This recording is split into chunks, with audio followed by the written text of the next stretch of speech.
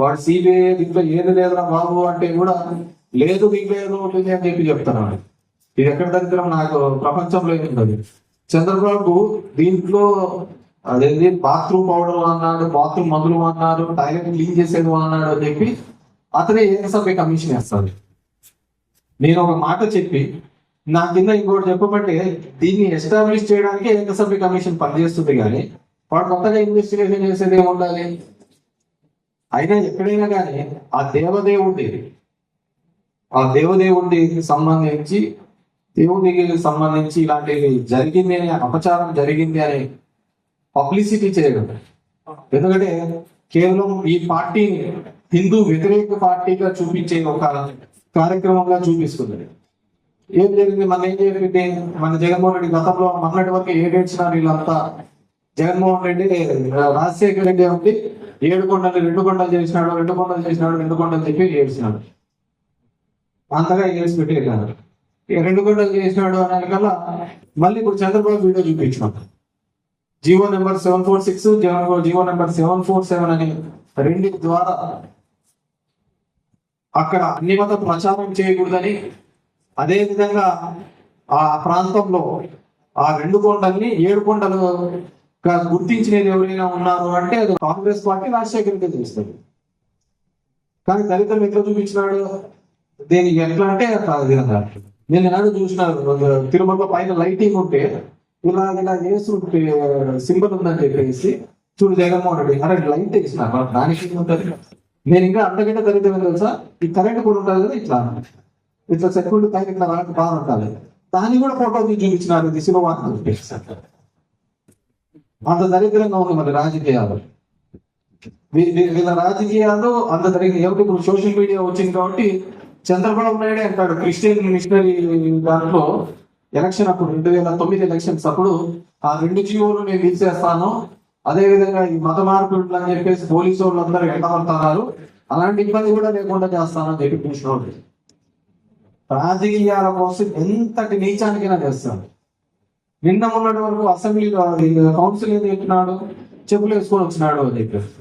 చంద్రబాబు ఇంతవరకు షూ వేసుకోకుండా చెప్పులు ఉత్తకాలంతో ఎప్పుడైనా చూసినారా? తన్ని ఉత్తకాలంతో చూసినది కూడా ఎప్పుడు షూతోనే ఉంటాడు. చెప్పినాడు. మళ్ళీ నిన్న పోయి అందరు కొట్లాడితే అది ఎడిట్ చేసినాడంటే ఆ వీడియోలు లేవు, 50 వచ్చిన కనపడలేదు. అంటే మేబీ నాకు తెలిసి ఆ వెంకటేశ్వరంతో కానీ దేవుణ్ణి పెట్టుకుని అడ్డం పెట్టుకుని ఆడితే ఎంత దరిద్రం ఉంటుందో అంత చూసుకొని మళ్ళీ హెరిటేజ్ గా చూసుకొని వస్తాను. మొత్తం చూసినాము అంటే హెరిటేజ్. మన ఎప్పుడో అన్నాడు శివుని మెడలో పాము తీసుకొని ఇది చేస్తాను అని చెప్పాడు. ఏమైంది? నిన్న తిరుమలలో ఎవరికో క్యూ లైన్ ఇంతవరకు ఎప్పుడు లేదంట, ఎవరికో పాము కాటేసిందంట. ఇతను ఎప్పుడు మొదలు పెడతాడో అప్పుడు ఎప్పుడు లేదు 2 మంది చచ్చిపోయినారు తిరుమలలో. నేను ఇన్నాళ్ళు చూస్తాను. నేను ఎక్కువ శివుని దగ్గర పోతాడు, శివాలయానికి ఎక్కువ వెళ్తుంటే శివుని నమ్ముతూ ఉంటాను.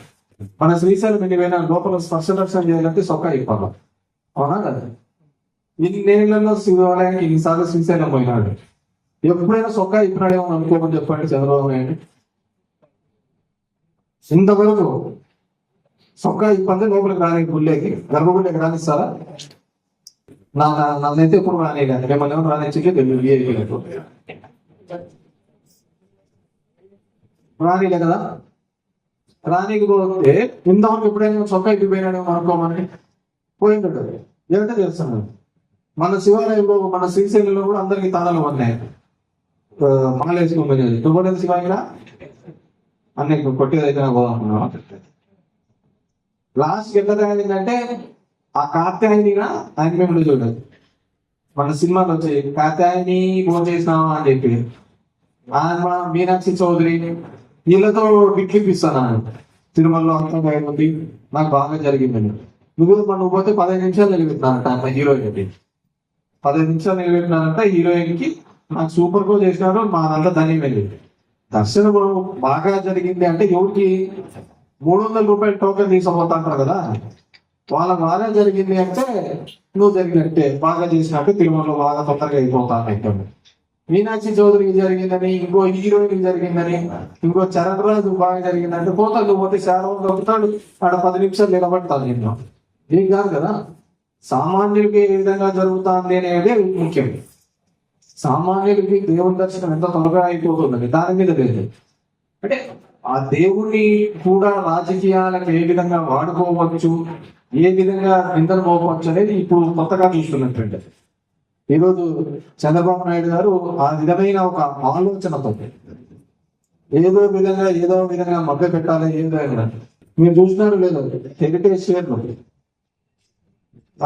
జూన్ 10, 2024 ఎప్పుడైతే చంద్రబాబు నాయుడు ముఖ్యమంత్రి అనౌన్స్ చేసినాడు, అంటే ప్రధానమంత్రికి సపోర్ట్ చేస్తానని అనౌన్స్ చేసినాడు, ఆ రోజు ఒక రోజు 521 కోట్ల రూపాయలు హెరిటేజ్ లాభం.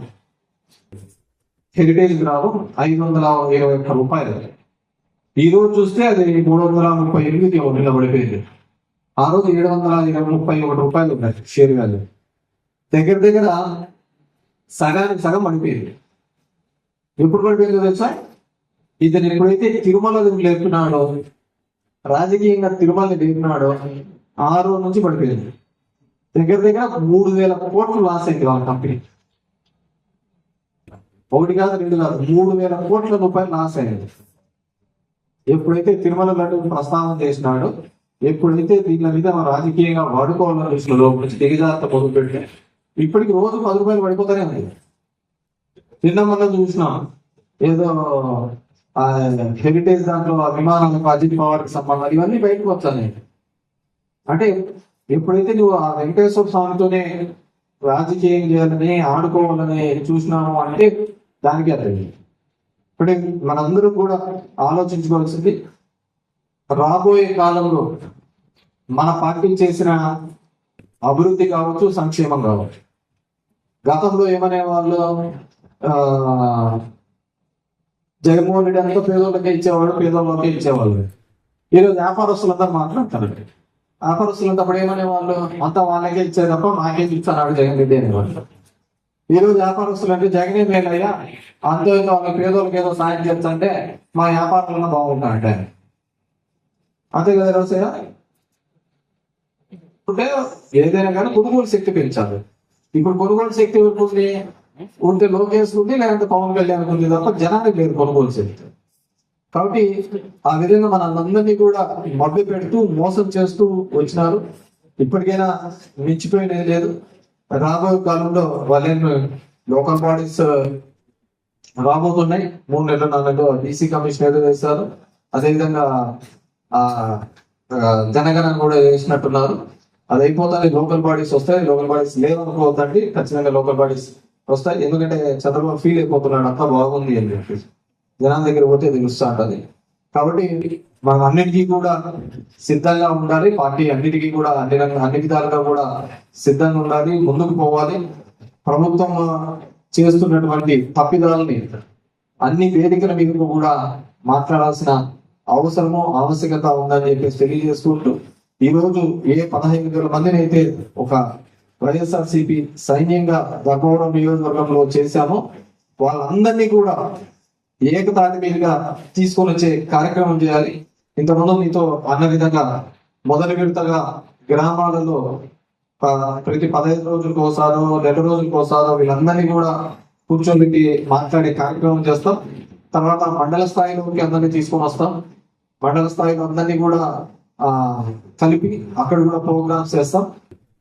అదేవిధంగా మళ్ళీ నియోజకవర్గ స్థాయిలో కూడా ఇలా అన్ని కూడా అన్ని సెక్షన్ ఆఫ్ ది పీపుల్ ని కూడా దీంట్లో కలిసి ముందుకు తీసుకొని పోయే విధంగా, పార్టీని బలోపేతం చేసే విధంగా ఈ ధర్మవరాన్ని వైఎస్ఆర్సీపీకి కంచికోటగా చేసే విధంగా అడుగులు వేస్తామని చెప్పేసి తెలియజేసుకుంటున్నాం.